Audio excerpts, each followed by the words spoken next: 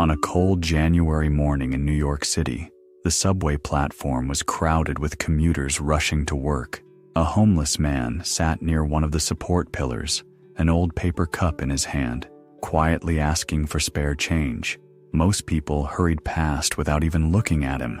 A few tossed in coins or a crumpled dollar bill before disappearing into the crowd. He had been living this way for years, surviving on whatever strangers were willing to give. It wasn't much, but it was enough to keep him going. That morning, though, something unusual happened. A tall man in a perfectly tailored suit walked toward him. The homeless man instantly thought, "This guy looks rich. If anyone can spare a few dollars, it's him."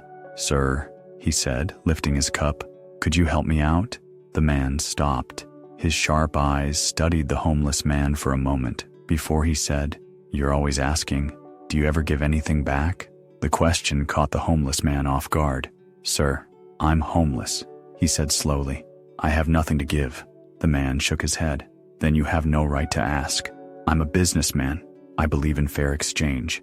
If you can give me something, I'll give you something in return." And with that, the man stepped onto the subway train. A moment later, he was gone. Those words echoed in the homeless man's mind all day. That night, curled up in his blanket near the station entrance, he couldn't stop thinking about them. No right to ask, fair exchange, give something back. The more he thought about it, the more he began to wonder if the stranger was right. Maybe people didn't give him much because he had nothing to offer in return. But what could a man in his situation possibly give? For 2 days, the question nagged at him. He thought of handing out scraps of food, but he could barely feed himself. He thought of telling jokes or playing music, but he had no guitar, no talent for entertainment. Every idea seemed impossible. On the third morning, he noticed something he had never paid attention to before. Near the far edge of the station entrance, in a neglected patch of ground, a cluster of small wildflowers had bloomed despite the cold. Their soft colors stood out against the gray concrete and steel. He stared at them for a long time. Then, almost without thinking, he reached down and picked a few. The flowers were fragile, but beautiful. An idea formed in his mind. That day, when a woman dropped a few coins into his cup, he smiled and handed her one of the flowers. She paused, surprised, then smiled back and slipped the flower into her coat pocket. The reaction was instant. The next person who gave him change also got a flower, and they too smiled warmly. Soon, people were stopping, not just to give him money, but to take a flower from him. Some even walked over from across the platform. By the end of the day, he had made more money than any other day he could remember. From then on, he picked flowers every morning before the rush hour crowd arrived, and every time someone gave him money, he gave them a flower in return.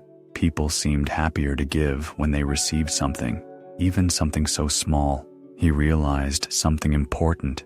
People weren't giving him charity anymore. They were buying beauty. They were paying for the flowers. Weeks passed, and his earnings steadily grew. The man who once sat silently with an empty cup now greeted commuters with a smile and an outstretched hand holding a flower. Then, one morning, he saw the tall man in the suit again. "Sir," he said, "if you give me something today, I'll give you a flower in return." The businessman chuckled, reached into his pocket, and handed him a few bills. The homeless man gave him a fresh flower. "Well done," the businessman said. "You're a businessman now." Those words hit him harder than the first time they had met. A businessman.